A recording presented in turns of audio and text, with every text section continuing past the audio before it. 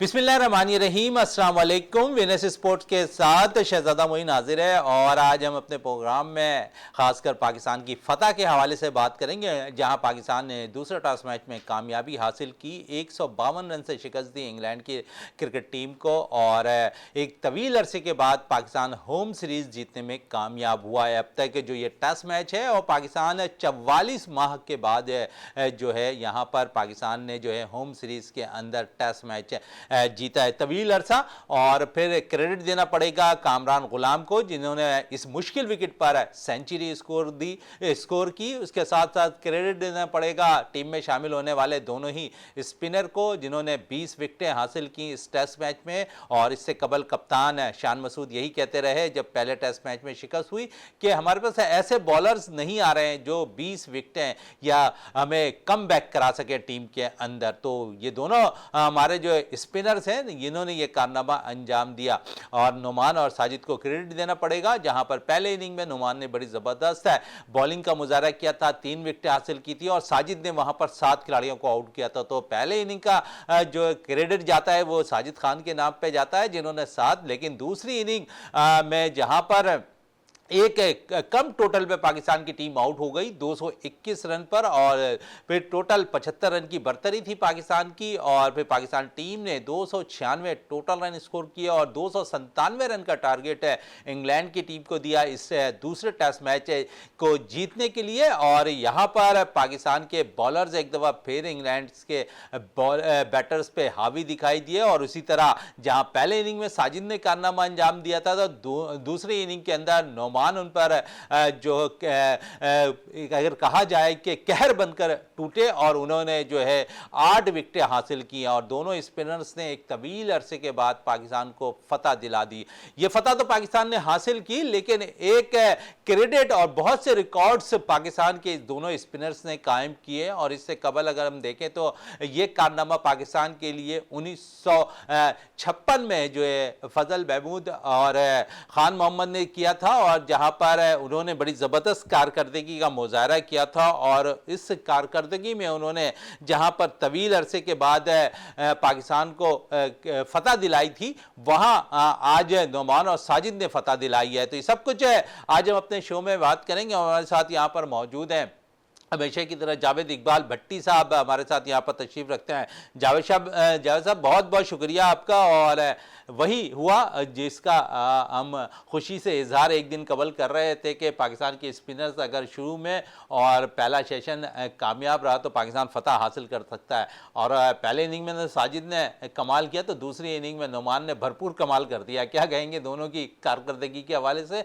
और कितना एतमाद हो गया अब कप्तान को? जी शहजादे, देखें जिस तरीके से कल हम बात कर रहे थे कि कल पहला जो सेशन है ना, लंच से पहले पहले पाकिस्तान टीम हावी हो जाएगी इंग्लैंड पे, और अगर इंग्लैंड के शुरू में बैट्समैन आउट हो गए तो लंच से पहले पहले दबाव में आ जाएंगे। वही हुआ और हमने इस खदशे का भी इजहार किया था कि इंग्लैंड एक वर्ल्ड क्लास टीम है, कम बैक भी कर सकती है, लेकिन यह है कि दाद देनी होगी आपने अपने स्पिनर्स को, जिन्होंने तकरीबन अभी जैसे आपने इंटरव्यू में बताया कि 52 साल बाद जो है ना ये रिकॉर्ड तोड़ा कि दोनों स्पिनर्स ने जो है 20 के 20 प्लेयर आउट कर दिए। पहले इनिंग में साजिद ने कमाल किया, 7 आउट किए, और दूसरी इनिंग में नुमान ने कमाल किया कि 8 आउट कर दिए। इससे देखें टीम को जो है एक नई जो अंदर उनके अंदर एनर्जी आ जाएगी और कप्तान को कम से कम एतमाद मिला होगा। ज़ाहिर है उनके क्रेडिट पे 6 टेस्ट मैच कंटिन्यू हारने का रिकॉर्ड तो आ गया था, लेकिन उसके बाद जिस तरीके से पाकिस्तान टीम ने कमबैक किया, देखिए मोइन भाई ये होता है डोमेस्टिक और ग्रास रूट लेवल के जो प्लेयर्स होते हैं, अगर आप उन्हें चांस देंगे तो वो आपको रिजल्ट भी देते हैं। अभी देखें इन दोनों प्लेयर ने ना हाई प्रोफाइल सेंटर पर ये ना कोई ट्रेनिंग कर रहे थे, ना ही कोई स्पिन कंसल्टेंट इनके साथ लगा होता। ये है हमारी ग्रास रूट लेवल के बिल्कुल डोमेस्टिक क्रिकेट की बात है। और डोमेस्टिक क्रिकेट में उम्दा परफॉर्मेंस देने वाले बॉलर अगर टीम में शामिल होते हैं तो उन्हें अंदाजा होता है होम कंडीशन का और किस किस्म की विकेट पर किस किस्म के बॉल करना। वसी तजुर्बा रखने वाला, और मैं कहूँ कि इस टीम के अंदर सबसे ज़्यादा वसी तजुर्बा रखने वाला है अगर नुमान अली इस टीम में सबसे तजुर्बेकार की हैसियत से खेल रहे हैं तो ये गलत नहीं होगा। चलें हैं, इस पे मजीद और भी बात करेंगे। और हमारे साथ सीनियर कमेंटेटर हसन जलील साहब ने ज्वाइन कर लिया है। हसन जलील साहब, सबसे पहले तो बहुत बहुत मुबारक हो, एक तवील अरसे के बाद 44 माह के बाद पाकिस्तान को होम जो है सीरीज के अंदर फतह नसीब हुई है। और क्या कहेंगे, किसको क्रेडिट देंगे? क्योंकि अगर अभी जाहिद साहब भी बैठे हैं, जाहिद साहब कह रहे हैं कि ग्रास रूट लेवल पर और डोमेस्टिक क्रिकेट खेलने वाले प्लेयर्स टीम में शामिल होते हैं, उन्हें बाखूबी अंदाजा होता है कि अपनी विकेट पर किस तरह बॉल करना है। उसका फायदा दोनों स्पिनर्स ने उठाया और तवील अरसे के बाद पाकिस्तान को फतह दिलाई। पहली बात तो यह है कि शुक्र है कि फतह का जो नाम है वो हमें सुनना नसीब हुआ। और जैसा कि आपने कहा कि 44 माह और वो भी होम ग्राउंड्स पर। बहरहाल ये है कि मैं समझता हूँ कि जो क्रेडिट है वो पूरी टीम को जाता है। जाहिर है कि नुमान और साजिद तो खैर हीरो हैं हमारे, और बड़ी उन्होंने उम्दा परफॉर्मेंस दी। और इस मैच से हमें एक सबक मिलता है कि वो ये है कि हमारे जहन में जो चंद अजीब बातें बैठी हुई है, मसलन ये है कि इन लड़कों को पहले भी खिलाया गया। और आपको याद है कि एक मैच में 12 विकेटें हासिल की थी साजिद ने, और नुमान ने भी बड़ी उम्दा बॉलिंग की थी, लेकिन उनको ड्रॉप कर दिया गया ये कह के कि जी वो हम तो नए लड़कों की तलाश में हैं, हमारे पास फलां स्पिनर आ गया है, फलां स्पिनर आ गया। बात यह है कि अश्विन 38 साल की उम्र में खेल रहा है, एंडरसन 41 साल की उम्र में रिटायर हुआ है, टिम साउथी की उम्र भी तकरीबन इतनी ही है। बात यह है कि क्रिकेट फिटनेस का गेम है और परफॉर्मेंस का गेम है। अगर आपका लड़का फिट है तो आप ये टैग ना लगाएं कि सिर्फ पाकिस्तान में होता है कि आप जहां 32-33 साल से ऊपर हुए जी वो तो बूढ़ा हो गया जी, उसको खिलाए चले जा रहे हैं। बड़े प्लेयर्स के साथ हमने ये नाइंसाफी की है। मेरा ख्याल है हमें सबक सीखना चाहिए। अगर ये प्लेयर परफॉर्मेंस कर, मैं समझता हूँ अगर इनको ये 45 साल की उम्र में भी ये परफॉर्म कर रहे हैं तो इनको खिलाना चाहिए। लेकिन हसन जलील साहब, बड़ी अच्छी बात तो आप कह रहे हैं, लेकिन इसमें एक बात मैं आपको जरूर इंटरप्ट करूंगा, क्योंकि अगर देखें तो प्लेयर पावर अगर जिसके पास है ना टीम के अंदर, शायद वो लंबे अरसे तक खेल जाता है, जिसके साथ नहीं है वो शायद इसी तरह बयानात आ जाते हैं सामने के ओवर एज हो गए हैं, हम नए खिलाड़ियों के तलाश में हैं। शायद मैं इस चीज़ से आपसे एग्री ना करूं, क्योंकि प्लेयर पावर बहुत ज़्यादा टीम के अंदर मौजूद है। नहीं, देखिए इन चीज़ों को हमें ख़त्म करना होगा। अगर हमने क्रिकेट को हॉकी नहीं बनाना तो हमें ये तमाम चीज़ें निकाल कर सिलेक्शन का एक मेयार और तयन करना होगा। हमें कंटिन्यूएशन पॉलिसी बनानी होगी, हमें प्लेयर्स को ऑन मेरिट सेलेक्ट करना होगा। ये जो ग्रुपिंग है टीम में इसको ख़त्म करना होगा सख्ती के साथ, और डिसिप्लिन इम्पोज करना होगा। मैंने जो शुरू में एक बात की कि ये मैच पूरी टीम की मेहनत का नतीजा है। पहली मर्तबा बड़े अरसे के बाद आपने देखा होगा कि बैटिंग में भी सेकंड इनिंग में पाकिस्तान ने आखिरी खिलाड़ी तक जिद्दोजहद की, सबने फाइट की अपनी अपनी जगह। और अगर आप देखें बड़े अरसे के बाद ये पहला मौका है कि टीम के तकरीबन 8-9 खिलाड़ियों ने जो है परफॉर्मेंस दी। वरना होता हमारे यहाँ ये है कि 2 या 3 लड़के परफॉर्मेंस देते हैं, बाकी मालूम हुआ कि जल्दी आउट हो गए या विकेट नहीं ले रहे या खराब बॉलिंग कर रहे हैं। लेकिन इसमें सबने अपनी एफर्ट डाली और उसी का नतीजा कामयाबी की सूरत में। बिल्कुल, सबने एफर्ट डाली, उसकी कामयाबी का नतीजा सामने आता हुआ दिखाई दिया। हसन जलील साहब, अगर मैं थोड़ी सी बात करूं इस टेस्ट मैच में, ये 63 रन कितने इंपॉर्टेंट थे यहाँ पर सलमान अली आगा के दूसरी इनिंग में? भाई सलमान अली आगा ने मुझे बहुत मुतासिर किया है, इसलिए कि वो लड़का एक आध मैच में नहीं, मुसलसल वो परफॉर्म कर रहा है। और जिस नंबर पर वो बैटिंग करने के लिए आता है उस नंबर पर परफॉर्म करना कोई इतना आसान काम नहीं होता। और क्योंकि इस वक्त सूरत हाल ऐसी है हसन जलील साहब, है जिस वक्त कह रहे हैं ना कि सलमान अली आगा जिस नंबर पे बैटिंग करने आ रहे हैं, उस वक्त अक्सर हमने देखा कि क्योंकि मुसलसल हम नाकामी हो रहे थे मैचेस के अंदर, तो वो परफॉर्म कर रहा था। इन मुश्किल सूरत हाल में उसको बड़ा फन हासिल है कि मुश्किल सूरत हाल में रन करने का। नहीं, और सबसे अच्छी बात जो है वो उसका टेम्परामेंट है, एहसास जिम्मेदारी है। अब ये देखिए वो स्ट्रोक भी खेलता है ऑन मेरिट, और दूसरी ये है कि वो घबराता नहीं है, जल्दबाजी नहीं करता जैसे कि हमारे लड़के करते हैं कि आप सेट हो गए और उसके बाद आपने उल्टे सीधे शॉट मारने शुरू कर दी। तो बहुत अच्छा हमें एक ऑलराउंडर मिला है, वो तो बॉलरिंग भी बड़ी अच्छी करने लगा है, उसकी बॉलिंग इंप्रूव हुई है, फील्डर बहुत अच्छा है। तो हमें ऐसे लड़कों की जरूरत है और मेरा ख्याल है उसको इनकरेज किया जाना चाहिए। और अब जो सिलेक्शन कमेटी बनी है, मैं उनसे रिक्वेस्ट करूंगा कि खुदारा अब तजुर्बात से गुरेज करें, टीम को सेट होने दें, मेरिट पर लड़कों को लाएं। और जरूरी नहीं कि अगर आपने एक को ड्रॉप कर दिया तो फिर उसको आप भूल जाएं, आप उसको जहन में रखें। आप देख लीजिए सारी दुनिया में आप रोटेट करते हैं, पुराने लड़के भी अगर अच्छी परफॉर्मेंस दे रहे हैं तो उनको आप ला सकते हैं अगर वो फॉर्म में हैं। लेकिन टीम से सबसे बड़ी बात यह है कि ग्रुपिंग खत्म करें, लड़कों को ये एहसास दिलाएं कि तुम परफॉर्मेंस बेस्ड तुम्हारी जो है ना, तुम्हारी जो मौजूदगी है टीम में वो परफॉर्मेंस की बुनियाद पर है। अच्छा, परफॉर्मेंस की बुनियाद पर इस टेस्ट मैच में जिस किस्म की विकेट तैयार की गई उसी लिहाज से जो 11 रुकनी स्क्वाड था वो टीम में मुंतखब हुआ। जाहिद महमूद है हमें थोड़े से बुझे बुझे दिखाई दिए, लेकिन अब पिंडी में टेस्ट मैच है और आप समझते हैं कि हमें इसी कम्बिनेशन के साथ जाना चाहिए या कि टीम में कुछ तब्दीली करनी चाहिए? देखिए, जाहिद महमूद बहुत ऑर्डिनरी बॉलर नजर आए। एक तो उन्होंने बड़ी फ्लैट बॉलिंग की। हमारे यहाँ प्रॉब्लम यह है कि जो लेग स्पिनर इस वक्त हमारे पास मौजूद हैं, आप ये देखिए कि ना उनकी लेग ब्रेक हो रही है, ना वो गुगली फेंक रहे हैं, ना वो फास्टर वन पे उन्हें कंट्रोल हासिल है। वो जैसे अबरार ने जब मैच खेला तो हमें बड़ी उम्मीद थी कि ये मिस्ट्री बॉलर है, श्रीलंका में बड़ी अच्छी परफॉर्मेंस भी दी, लेकिन इस मरतबा वो भी बिल्कुल फ्लैट नजर आए। लेग स्पिनर जब तक लेग ब्रेक पर इंतजार नहीं करेगा, जब तक उसके पास गुगली का वेपन नहीं होगा, जब तक वो फास्टर वन पूरे कंट्रोल के साथ नहीं फेंकेगा, वो कामयाब नहीं होगा। तो जाहिद महमूद को जो मेरा ये ख्याल है कि विकेट पे डिपेंड करता है। अगर तो पिंडी की विकेट भी स्पिन विकेट है, उनको एक मौका और देना चाहिए। चले, मौका देना चाहिए। तो मौके की तलाश में हम देखते हैं कि अब्दुल्ला शफीक भी ओपन के तौर पर अब्दुल्ला शफीक भी कोई लंबी बारी नहीं खेल रहे। साथ साथ साइम के साथ भी यही थोड़ी सी प्रॉब्लम है, कुछ इनिंग में वो अच्छा खेल जाते हैं, कुछ में नाकाम हो जाते हैं। बाहर बैठे हुए डगआउट पे मोहम्मद हुरैरा है, और अगर पाकिस्तान के लिए अगर देखा जाए तो डोमेस्टिक सीजन बड़ा अच्छा खेलते रहे हैं मोहम्मद हुरैरा। अगर उन्हें मौका दे दिया जाए तीसरे टेस्ट में तो एक और हम आप नया तजुर्बा हासिल करने वाले प्लेयर्स को हम हासिल कर सकते हैं, क्योंकि परफॉर्मेंस अच्छी है। जिस तरह हमने अभी यहाँ पर कामरान गुलाम को मौका दिया और उसने डेब्यू पे सेंचुरी स्कोर की, इसी टैलेंट का भरपूर एहलियत रखते हैं यहाँ पर मोहम्मद हुरैरा। हाँ, मैं आपकी बात से इत्तेफाक करता हूँ, क्योंकि अब्दुल्ला शफीक खास अरसे से खेल रहे हैं और इसमें भी 2 टेस्ट मैच वो खेल चुके हैं। तो मेरा ये ख्याल है कि कोई हर्ज नहीं है कि उनको ड्रॉप करके और हुरैरा को मौका दिया जाए। वो इनफॉर्म है, नौजवान है और मुसलसल परफॉर्म कर रहे हैं।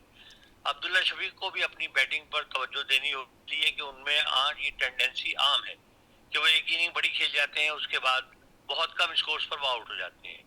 बात यह है कि technically he is a very sound batsman, लेकिन मेरा ख्याल है कुछ उनकी टेम्परामेंट और कंसंट्रेशन की कमी है जिस पर तवज्जो देने की जरूरत है।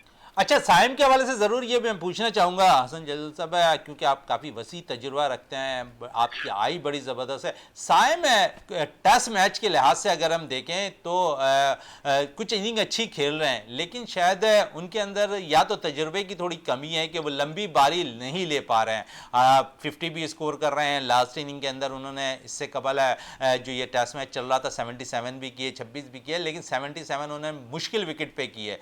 और आप समझते हैं कि इस मुश्किल विकेट पर जहां दूसरे टेस्ट में पाकिस्तान ने कामयाबी हासिल की, तो सलाहियत तो उनके अंदर बहुत है, टैलेंट भी बहुत है, लेकिन शायद वो अपनी बारी को टेस्ट मैचेस के लिहाज से जो है लंबी नहीं कर पा रहे। देखिए, ये प्रॉब्लम सभी प्लेयर्स में है। इवन बाबर आजम जैसे प्लेयर में ये प्रॉब्लम रही और इसी वजह से वो आउट ऑफ फॉर्म हुए। बात यह है कि आप ब्रैडमैन की मैं किताब में पढ़ रहा था कि उनसे किसी ने पूछा कि आप इतनी लंबी लंबी इनिंग्स खेलते हैं, इवन जब आप सेंचुरी बनाते हैं, आपने 2 ट्रिपल सेंचुरीज बनाई हैं, आपने 11 डबल सेंचुरीज बनाई हैं, और जो आपने सेंचुरीज भी बनाई हैं वो 150, 160, 170 इतने बड़े स्कोर्स आप करते हैं। इसकी क्या वजह है? उन्होंने कहा कि देखिए, मेरा टारगेट ये होता है, जब मैं बैटिंग करने के लिए आता हूँ तो मेरा टारगेट होता है कि मैं पहले 50 बनाऊं। जब मैं 50 बना लेता हूँ तो मैं स्कोर बोर्ड नहीं देखता, मैं कहता हूँ कि मैं तो 0 से शुरू कर रहा हूँ, और मैं उतनी ही कंसंट्रेशन के साथ खेलता हूँ, क्योंकि मुझे पता होता है कि ये वक्त ऐसा होता है कि उसके बाद थोड़ा सा ओवर कॉन्फिडेंट हो जाता है। पहले कि मेरी कंसंट्रेशन टूटती नहीं है किसी वक्त भी, इसीलिए मैं बड़ी बड़ी इनिंग्स खेलने के काबिल हो जाता हूँ। हमारे प्लेयर आपने देखा होगा 50 बनाई आउट हो गए, उसके बाद 51, 52 पे सेंचुरी बनाई, 101, 102 पे आउट हो गए। ये इन्हें समझाने की जरूरत है। You have to stay at the wicket. Test match जो है पेशेंस का खेल है। आप उसको नए सिरे से अपनी इनिंग रिवाइव करें और वहीं से शुरू करें जहां आपने उसको खत्म किया। बड़ी अच्छी बात आपने कही कि जहां से आपने इनिंग ख़त्म की वहीं से शुरू करें। और एक प्लेयर्स के हवाले से ज़रूर पूछना चाहूँगा, अभी हाल ही में उसे NCA भी तलब कर लिया गया था फिटनेस के हवाले से। इमामुल हक थोड़ा सा आउट ऑफ फॉर्म हुए, टीम से ड्रॉप हो गए, और टेस्ट मैच का अच्छा प्लेयर। आप समझते हैं कि इस टीम के अंदर अब इमामुल हक की जगह बनती दिखाई दे रही है? देखिए, अगर तो आप हुरैरा को आजमाते हैं एज ओपनर, तो फिर तो जाहिर है कि इमाम उल हक की जगह नहीं बनती। लेकिन इमाम उल हक भी टैलेंटेड प्लेयर है, उतनी बुरी उसकी परफॉर्मेंस नहीं है। इमाम उल हक में भी यही प्रॉब्लम रही कि वो लंबी इनिंग्स खेलने के अहल नहीं है। वो उनका भी यही है कि 50 बनाई, उसके फौरन बाद आउट हो गए। लेकिन he is a talented player, और जैसा कि मैंने पहले कहा कि आप एक खिलाड़ी को बिल्कुल डिस्कार्ड ना करें, उसको तो आप वक्फे वक्फे से चांस देते रहें। अगर वो फॉर्म में आता है तो फिर उसको कंटिन्यू करें उसके साथ। तो ये डिपेंड करता है कि आप हुरैरा को आजमाते हैं या फिर ये है कि इमाम उल हक को लेकर आ गए हैं। लेकिन दोनों खिलाड़ी जो है मेरा ख्याल है ये इंतखाब के अहल हैं। बिल्कुल अहलियत रखते हैं, और साथ साथ है क्योंकि फास्ट बॉलिंग का शोबा ऐसा है कि पाकिस्तान के पास है बहुत ज़्यादा तजुर्बेकार फास्ट बॉलर भी निकल कर आए। पाकिस्तान को कई मैचेस भी फास्ट बॉलर्स ने जिताए, और इस फास्ट बॉलिंग में एक हमारे पास नौजवान उभरता हुआ, और उसके अंदर टैलेंट बहुत, और मौका मिलता है जब वो परफॉर्मेंस देते हैं टीम में। लेकिन शायद सेलेक्टर्स या कप्तान के गुड बुक पे नज़र नहीं आ रहा है। मीर हमज़ा के हवाले से क्या कहेंगे हसन जलील साहब? आपने मेरे दिल की बात छीन ली, मैं ये बात कहने वाला था। अब देखिए, मीर हमजा के साथ भी बड़ी ज्यादती हो रही है। मीर हमजा को मैं समझता हूँ कि जो पहला टेस्ट था उसमें खिलाना चाहिए था, इसलिए कि जिस तरह उसने परफॉर्म किया है इससे पहले, वो आपके जो नए टैलेंटेड प्लेयर्स हैं उनमें नुमाया है, क्योंकि उसकी लाइन और लेंथ बहुत अच्छी है। वो स्विंग भी कर लेता है, उसके बाद रिवर्स स्विंग भी उसने पिछली दफा की थी। तो मेरा ख्याल है उसको आप लूप में रखें और उसे चांस देते रहें। He is going to be a very very good bowler. चलें, अच्छा बॉलर है और उसे मौका मिलने की देर है। जहां भी उसे मौका मिला उसने परफॉर्म करके टीम के अंदर दिखाया और अपनी एहसास दिलाया कि इस टीम में वो मौजूद होता हुआ दिखाई दे रहा है। हसन जलील साहब, आपका बहुत बहुत शुक्रिया वीनस स्पोर्ट्स में टाइम देने का, और बड़ी ज़बरदस्त गुफ्तगू कर रहे थे हसन जलील साहब, जावेद इकबाल भट्टी साहब, और जिस किस्म की उन्होंने बातें की हैं, बड़ा वसी तजुर्बा भी रखते हैं, और क्रिकेट की आई बड़ी ज़बरदस्त है उनकी, और उन्होंने इसे पूरी टीम का यहाँ पर उन्होंने चीज़ें बता दी कि किस किस चीज़ की कमी है, कौन लड़की किस लड़के के अंदर कितना टैलेंट नज़र आ रहा है। तो आप समझते हैं कि जहां हमें जो है नौजवान खिलाड़ियों को मौका देने की ज़रूरत है, वहां उन्होंने बड़ी अच्छी बात कही कि हमें तजुर्बाकार खिलाड़ियों को नहीं भूलना चाहिए। गो के परफॉर्मेंस नहीं है, लेकिन अगर वो कमबैक कर रहे हैं, डोमेस्टिक सीजन में रन कर रहे हैं, तो उन्हें वापस लेकर आ जाना चाहिए। बिल्कुल मोइन भाई, देखें ना, वही जो हम बात कर रहे हैं कि जिसमें टैलेंट है, अगर वो सीनियर प्लेयर है, कमबैक करता है। अभी देखना, आप इसको कमबैक नहीं कहेंगे। अगर साजिद को आपने मौका दिया, आपने नौमान अली को मौका दिया, तो उन्होंने जो परफॉर्मेंस दी है, अंदाज़ा करें कि 52 साल पहले दो बॉलर्स ने जो टीम आउट की थी 20 के 20 प्लेयर, और आज जो है उन्होंने 20 विकेटें ले ली दोनों बॉलर्स ने। साजिद ने पहले 7 ली, फिर उसको नौमान ने 8 ली। तो देखिए, अगर किसी में टैलेंट है, तजर्बा, देखिए तजर्बा जो है बहुत ज़्यादा मैटर करता है टेस्ट क्रिकेट में, और आपने उस तजर्बे को जो यहाँ इस्तेमाल करवाया है दूसरे टेस्ट में मुल्तान में, तो आपको रिज़ल्ट मिल गया है। उससे पहले देखें, आप जो मैचेस खेलते रहें, मैं तो सीधी सी बात ये जानता हूँ कि जैसे ही आपने मेरिट पे प्लेयर्स को टीम में डाला है, तो आपको जो है फतह भी नसीब हुई, और जो आप बिल्कुल 11 के 11 मैचेस खेल चुके थे होम ग्राउंड पर, आप जीत की तरफ गामजन ही नहीं हो पा रहे थे, इन्होंने आते ही आपको जीत की राह दिखा दी है। और शान मसूद जो है उसको 6 मैचेस के बाद जो है एक मैच में, पहले मैच में फतह नसीब हुई। तो ये तमाम जो है सीनियर्स प्लेयर और उनके तजर्बे की मरहून मिन्नत है। जिस तरीके से नौमान अली टीम में आए, साजिद टीम में आए, तो इन्होंने आकर जो है अपने आप को यहाँ प्रोवाइड की सर्विसेज, और ये सीखने का मकाम है हमारी मैनेजमेंट के लिए। देखिए, पर्ची सिस्टम से जैसे ही आपने थोड़ा सा टैलेंट जिनमें था उन प्लेयर्स को चांस दिया, यही वो प्लेयर थे जिनको आप किसी खातिर में नहीं लाते थे, कहते थे जो फिटनेस पे मिसाइल पे पूरे नहीं उतर रहे हैं, और फिर ये है कि उनकी ओवर एज हो गई है। अभी जैसे हसन जलील भाई कह रहे थे, भाई एज कोई मैटर नहीं करती, आपकी फिटनेस और आपकी परफॉर्मेंस मैटर करती है। वही जो परफॉर्मेंस उन्होंने आकर दी, और आज आप ये टेस्ट जीत गए। बिल्कुल, ये टेस्ट जीत गया, और इस टेस्ट के हवाले से बहुत से रिकॉर्ड्स भी कायम हुए हैं। और थोड़ी सी बात इस टेस्ट क्रिकेट की तारीख की बात कर लूँ, तो ये 7वीं दफ़ा ऐसा हुआ है कि 2 बॉलर्स ने जो है टेस्ट मैचेस में कामयाबी हासिल की, यानी कि 20 की 20 विकेटें 2 बॉलर्स ने हासिल की हैं। और इस पे जावेद साहब से ज़रूर बात करूंगा। और ये फतह अगर हम देखें तो इस वक्त बहुत ज़रूरी थी पाकिस्तान टीम को यकजा करने के लिए, क्योंकि हम देखते हैं कि जहाँ परफॉर्मेंस नहीं हो रही थी वहाँ फिर कप्तान भी बड़ा प्रेशर में नज़र आ रहा। कल हम यही डिस्कशन कर रहे थे कि अगर थोड़ा सा एग्रेसिव खेलना इंग्लैंड ने स्टार्ट कर दिया तो शान पे थोड़ा सा प्रेशर आ जाएगा, लेकिन आज ये ऐसा लगा कि शान ने प्रेशर डाला हुआ था यहाँ पर इंग्लैंड के बैटर्स पे, और शुरू ही में जब आपको विकेटें मिल जाएं तो और आप सीना चौड़ा कर कर जो है मैदान में उतर जाते हैं। बिल्कुल, नो डाउट। जैसे कल हमने बात की थी कि बिल्कुल कप्तान जो है वो परेशान तो होगा, लेकिन जब आपने सवाल किया था कप्तान की कल कप्तानी कैसे नज़र आएगी, तो हमने यहीं बैठ के कहा था कि कप्तान ने कुछ करना ही नहीं है। जो ये स्पिनर्स डाले नोमान और साजिद, इन्होंने आप देख लें कि इन दोनों ने ही सिर्फ ओवर कराए, दोनों ने 33.3 ओवर में जो है इंग्लैंड की टीम को समेट दिया। तो मकसद कप्तान को जो है और एतमाद मिला, और फिर कप्तान ने जो और दबाव डाला लंच से पहले पहले। मकसद हमारा यही था कि लंच से पहले पहले, नहीं तो अगर उन्होंने पलट कर वार करते तो मैच लंबा हो सकता था। जाहिर है वर्ल्ड क्लास। अच्छा, ये वार अगर हम देखें तो 823 रन एक इनिंग के अंदर और फिर 144 पे टीम आउट हो जाती है। बिल्कुल एक अलग सा आप देखेंगे कि ग्राउंड के अंदर माहौल सा हो जाता है कि वो टीम वही टीम खेल रही थी जिसने 823 किए, फिर इसी टीम ने 144 पे भी आउट होते हुए हमने देखा। तो मोइन भाई देखें ना, फ़र्क तो साफ नज़र आ रहा है ना। कहाँ एक वर्ल्ड रिकॉर्ड उन्होंने बना दिया, 7 पे 823 कर दिए, और कहाँ दूसरी इनिंग में 144 पे पूरी टीम फारिग हो गई, और सिर्फ हमारे 2 बॉलर्स लगे, किसी तीसरे को जहमत ही नहीं दी। अभी देखें जाहिद महमूद भी टीम में है, जाहिद महमूद को जो है अभी ड्रॉप नहीं करना चाहिए, क्योंकि जाहिद महमूद को यहाँ अपनी रोल नजर नहीं आया। जाहिद का सिर्फ समझ ले वो पार्ट टाइम का किरदार अदा कर रहे थे। लेकिन मोइन भाई असल मसला है कि जब वो दोनों बॉलर ठीक ठाक बॉलिंग कर रहे थे, उन्हें ज्यादा जो है बॉलिंग का मौका ही नहीं किया, इस्तेमाल ही नहीं किया।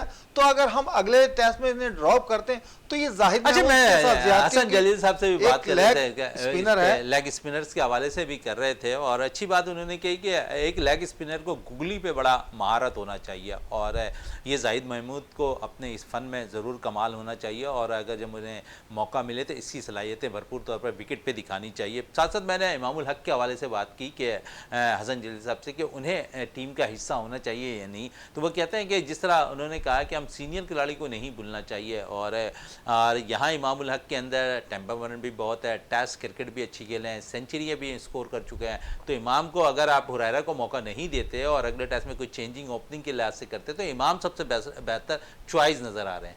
देखिए मोइन भाई, ये टेस्ट हम ज़रूर जीत गए हैं। वो कहते हैं ना, एक जीत जो होती है वो तमाम खामियों को छुपा देती है, लेकिन आपकी ओपनिंग का मसला जूं का तूं बरकरार है। 10 इनिंग्स हो गई हैं, 47 रन बनाए इन दोनों ओपनर साइम ने और अब्दुल्ला शफीक ने। तो ये देखिए, ये प्रॉब्लम तो है। अब जैसे हसन भाई कह रहे थे, तो आपको इमामुल हक का जो तजर्बा है और जिस तरीके से वो परफॉर्म भी कर रहा है, ये नहीं है कि बिल्कुल वो परफॉर्म नहीं कर रहा है। डोमेस्टिक में वो परफॉर्म कर रहा है, पाकिस्तान कप में परफॉर्म कर रहा था, और जो लास्ट मैच में कप्तानी की बहुत ज़बरदस्त खेल रहा है। और एक टाइम ऐसा था कि टेस्ट रैंकिंग में, वनडे रैंकिंग में आपको आईसीसी में नंबर 1 और नंबर 2 पे नज़र आ रहा था। देखिए क्रिकेट उसमें है, उस लड़के का भी चांस बनता है। अब्दुल्ला शफीक की जैसे बात की है, अब्दुल्ला शफीक को हम कहते हैं कि वो एक इनिंग्स अच्छी खेलता है, फिर उसके बाद जो है ना वो लय में नहीं रहता है, फिर 0 पे कभी 1-2। तो ये सारी चीज़ें इमामुल हक की जगह टीम में बनती थी। कहते हैं ना, विनिंग स्क्वाड को जो है नहीं छेड़ते, जो विनिंग स्क्वाड ही जो है अगला मैच खेलता है। देखिए आपको ओपनिंग में तब्दीली करनी पड़ेगी, आपको दो फास्ट बॉलर आपको खिलाने होंगे। आमिर जमाल तो आपको नज़र आ गया कि अनफिट है, मीर हमज़ा और मीर हमज़ा के साथ मोहम्मद अली भी है, और देखिए 2 फास्ट बॉलर और 3 स्पिनर के साथ आपको जाना है अगला टेस्ट, जो कि फाइनल की सूरत इख्तियार कर गया। और पिंडी की विकेट के बारे में हम भी जानते हैं, आप भी जानते हैं कि हमेशा से जो है वो बैटिंग पैराडाइज ही रही है। पिंडी की विकेट पे बहुत ज़्यादा स्कोर बनता है। ये हैरी ब्रोक जो पूरी दुनिया में नाम कमाया, वो पिंडी की विकेट में जो पिछली सीरीज़ थी इंग्लैंड की, वहीं से जो है ना हैरी ब्रोक का स्टार्ट हुआ बैट रन्स करना, और रन्स पे रन्स करता आ रहा है। तो अब हमें जो है 2 फास्ट बॉलर के साथ और 3 जेन्युइन स्पिनर के साथ जो है तीसरे टेस्ट में जाना चाहिए। और ओपनिंग का मसला जू का तू है, इस पे तवज्जो देने की ज़रूरत है। ये ना हो कि हम मैच जीत गए हैं तो हम ये सारी चीज़ें भुला दें।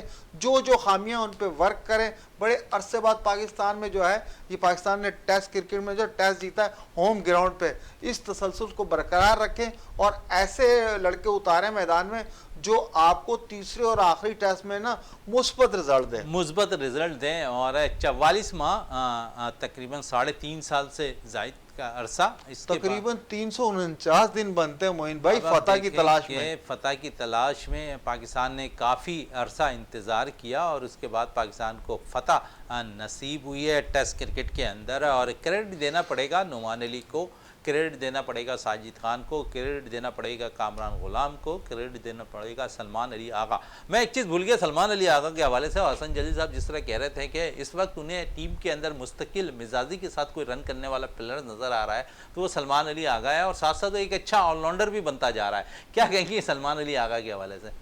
मोइन भाई माशाल्लाह जिस तरीके से सलमान अली आगा ने, भले हम जो भी टेस्ट हारते भी रहे हैं, लेकिन इस लड़के की परफॉर्मेंस जो है वो हमारे और आप सबके सामने, जो नाजरीन देखते हैं उन्हें भी पता है इसके क्रेडिट पे। और जिस वक्त भी वो बैटिंग के लिए आता है हमेशा उसके साथ तकरीबन आखिरी की टेल होती है जिनके साथ जो है रन्स करता है। उसकी स्किल्स बहुत अच्छी है और जो टेम्परामेंट है विकेट पे, वो टाइम गुजारता है, सारी शाटें खेलना आती हैं, लेकिन वो अग्रेसिव शाट अगर खेलता है तो वो पक्की शाट खेलता है 6 के लिए।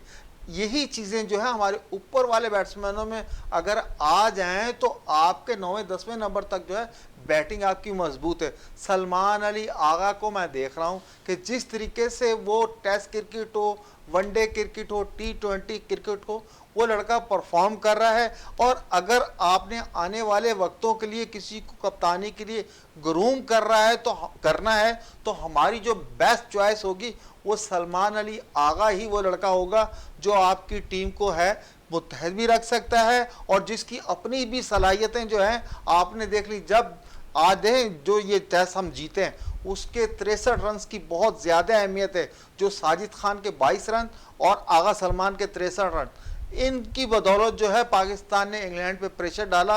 अगर ये समझो 100 तकरीबन 80-90 रन बनते, अगर इसका प्रेशर ना होता, जैसे 297 का हमने टारगेट दिया था, तो ये तकरीबन 210-12 के करीब होता।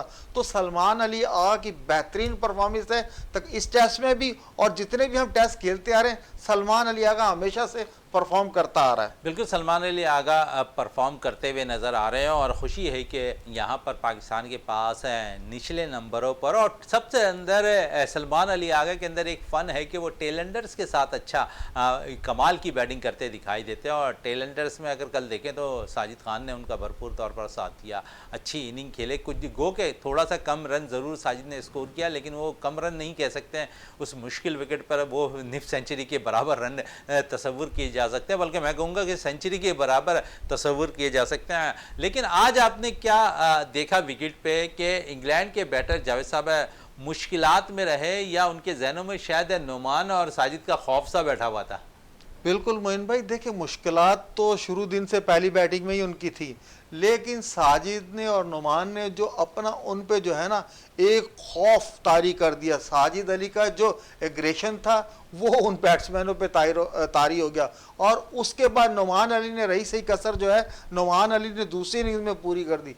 तो ये बैट्समैन सिर्फ वो जो ग्राउंड में विकेट पर आ रहे थे उनके जहन में सिर्फ एक ही चीज़ थी कि मैंने जाके साजिद को फेस करना है और नुमान अली को फेस करना है। अच्छा, नुमान को फेस करना अच्छी बात आप कह रहे हैं। और साथ साथ पहली इनिंग अगर बात करें तो साजिद जिस तरह वार कर रहे थे उन्होंने वर्क इंग्लैंड ने साजिद पे किया होगा। दूसरी इनिंग में शायद वो नुमान पे वर्क करना भूल गए और नुमान ने जो है विकेटें उड़ा दी। यही कुछ हुआ है जावेद साहब, ऐसे ही लगा मोइन भाई वर्क वो साजिद पे करते गए, पेपर में जो है नुमान आ गया, नुमान ने कमाल कर दिया। तो ये जिस तरीके से हम आप यहाँ रोज बैठकर कहते थे कि अगर आपने इंग्लैंड को हराना है और होम ग्राउंड पर और होम क्राउड के सामने, तो कम अज कम ये है कि आप वो एडवांटेज तो इस्तेमाल करें। हर कोई कहता था कि आप ये इंग्लैंड गोरे जो है स्पिनर्स पे कमजोर है, और वो जो है बिल्कुल इस टेस्ट में जो है खुलकर सामने आ गया कि हमारे स्पिनर्स को जो है गोरे नहीं खेल सकते। अच्छा, ये तो हमारे स्पिनर्स थे जिन्होंने कमाल कर दिया। वसी तजुर्बा रखने वाले नुमान अली ने घुमा कर रख दिया इंग्लैंड की बैटिंग लाइन को खेल के चौथे रोज, और पाकिस्तान को 152 रन की बड़ी फतह से जो है टेस्ट क्रिकेट में फतह दिलाया। और एक तवील अरसे के बाद, और हम अक्सर यही कहते रहे अपने शो के अंदर कि नुमान और साजिद का एक ऐसा पेयर है जो पाकिस्तान को मुतद्दिद बार पाकिस्तान को फतह दिला चुका है। क्या वजह है कि सिलेक्शन कमेटी उन पर इन्हिसार नहीं कर रही? क्या वजह है कि कप्तान उन पर एतमाद नहीं कर रहे, जिसकी बिना पर टीम में शामिल नहीं हो रहे थे? एक स्पिन विकेट बनाई गई और उस स्पिन विकेट पर हमने यहाँ पर 3 जीनियन स्पिनर्स खिलाए, नुमान, साजिद और जाहिद महमूद। और जिस तरह जाहिद महमूद के हवाले से हम बात करें कि उन्हें मुकम्मल तौर पर मौका नहीं मिला, लेकिन दोनों ने बड़ी ज़बरदस्त बॉलिंग का मुजाहरा किया यकीनन। और ये बात भी फैक्ट है कि जाहिद महमूद को ड्रॉप नहीं करना चाहिए तीसरे टेस्ट मैच में। अगर वहाँ पर स्पिन विकेट बनाई जा रही है तो वहाँ पर जाहिद को ज़रूर टीम में शामिल करना चाहिए, क्योंकि वो इस वक्त पार्ट टाइम के हिस्से के तौर पर बॉलिंग नहीं कर रहे थे, रेगुलर स्पिनर के तौर पर बॉल कर रहा था। लेकिन शायद कप्तान इन्हिसार नुमान पे कर रहे थे, साजिद पे कर रहे थे, और रेगुलर उन्होंने इस एतमाद पे भी पूरे उतरते दिखाई दिए। पहली में साजिद ने, दूसरे में नुमान ने कमाल कर मुजाहरा किया। और जिस किस्म की इनकी बॉलिंग रही है, और यासिर शाह के बाद और अगर हम देखें तो पाकिस्तान के पास कोई ऐसा स्पिनर नहीं आ रहा था जो पाकिस्तान को स्पिन के जाल में फंसाकर मैचेस जिता सके। तो ये दोनों उसके बाद यासिर के बाद टीम में शामिल होते हैं नुमान और साजिद, और उसके बाद मुतद्दिद बार इन्होंने फतह भी दिलाई।